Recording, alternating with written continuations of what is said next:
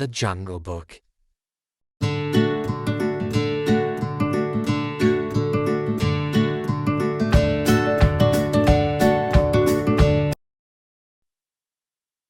It was many years ago when I, Bagheera the panther, found a little lost man cub. He was alone and unprotected in the jungle of India. So I took the small boy to a nearby family of wolves I knew.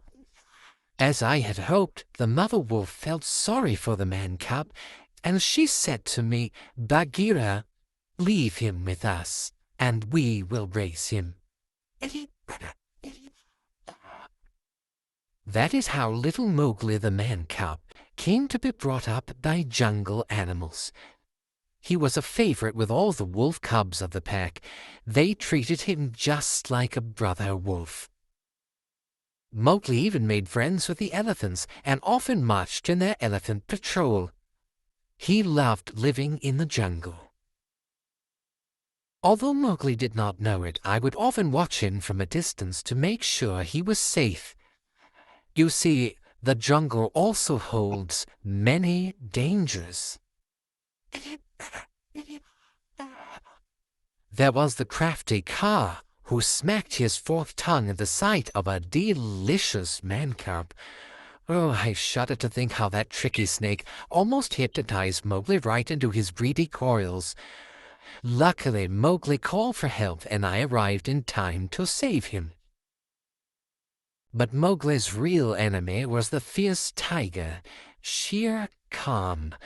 Shere Khan hated all men and had sworn to kill the man cub. The tiger did not want to take a chance that the boy would grow up and become another hunter with a gun. It was then that I spoke with Rama, Mowgli's wolf father. "I'm sorry, Rama, but even the whole wolf pack could not protect Mowgli from Shere Khan. Everyone's in danger as long as the man cub remains here."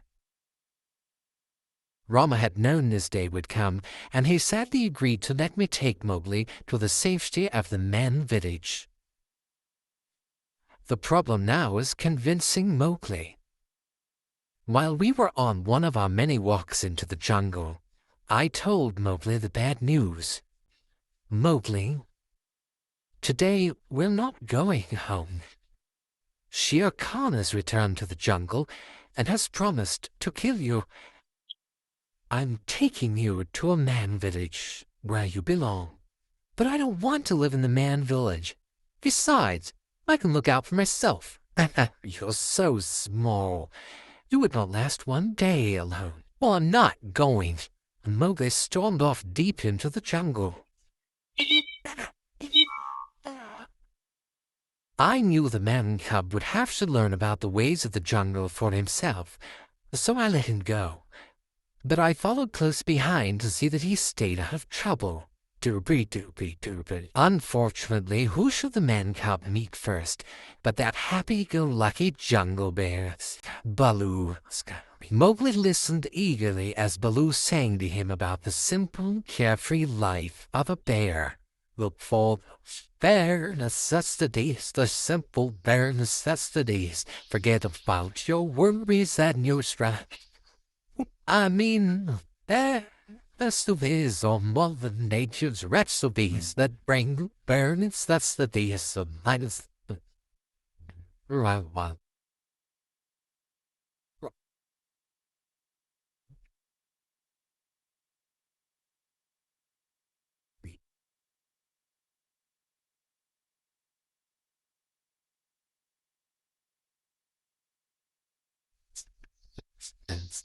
Be the trial it.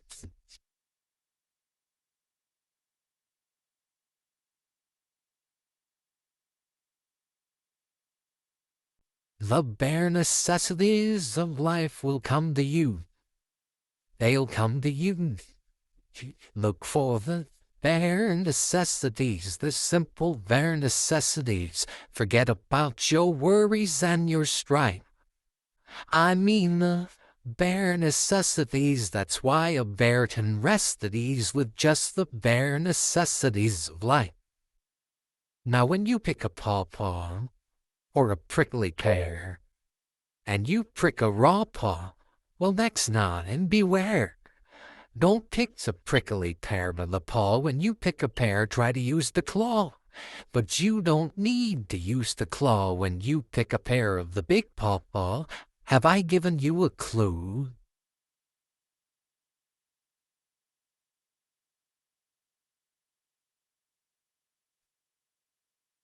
The bare necessities of life will come to you. They'll come to you. Look for the bare necessities, the simple bare necessities. Forget about your worries and your snot. Yeah, mate, I mean the bare necessities. That's why a bear can rest at ease with just the bare necessities of life. Yes, with just the bare necessities of life. Yeah, man. I had to step in. Baloo, I explained.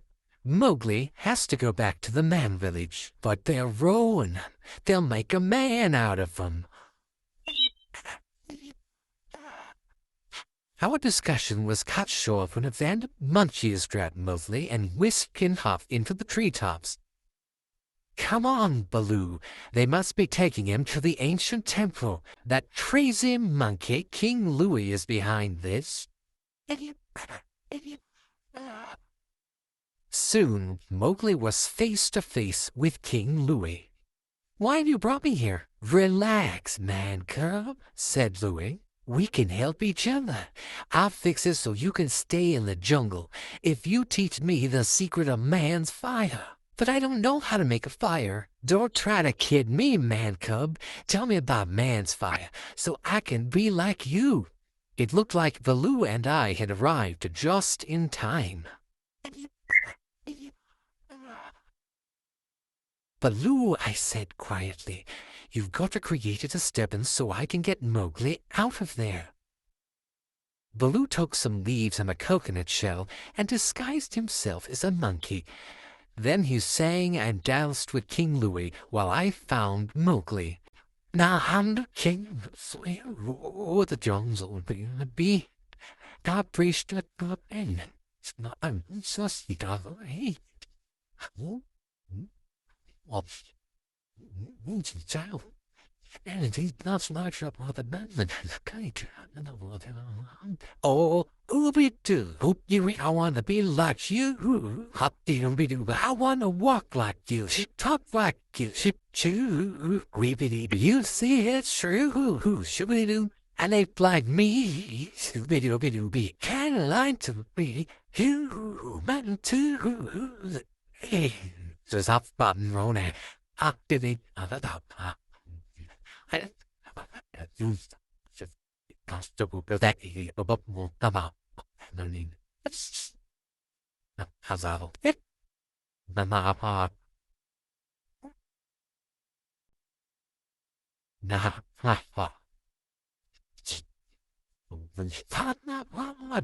I don't know.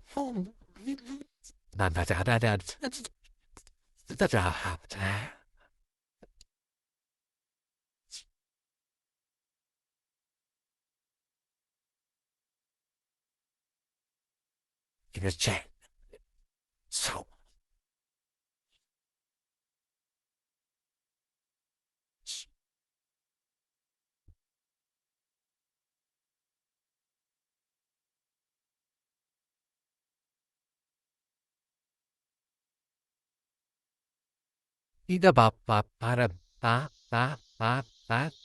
But the disguise didn't fool Louie for long. It's Baloo. Get that bear. In the wild chase that followed, Baloo bumped into a shaky old stone pillar, and the ancient temple walls came crashing down around the monkeys. That gave us a chance to escape. Now Baloo agreed with me that Mowgli must go back to the man village. But Mowgli still couldn't understand. But Baloo, I want to stay here and be like you. You said we were partners, but you're just like old Bagheera. Neither of you likes me. Now hold on, little britches, said Baloo. Bagheera and I are only trying to do what's best for you. You're a human, and you belong with other humans." Mowgli shook his head, turned, and sadly walked away. This was just the opportunity Shere Khan had been waiting for.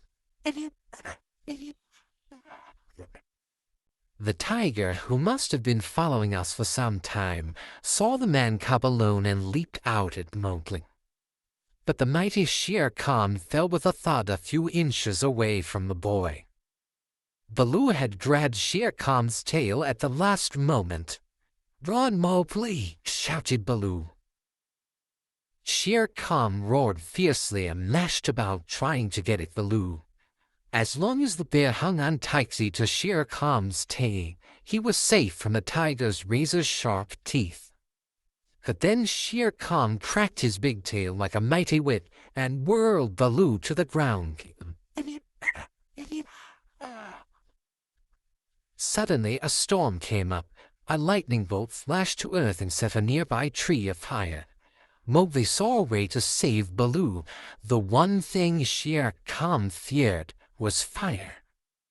Mowgli took a burning branch in his hand and ran toward the tiger. The fire frightened Shere Khan so much that he ran off like a scared kitten. Baloo sighed in relief. "Nice work, Mowgli. We'll never see him around these parts again."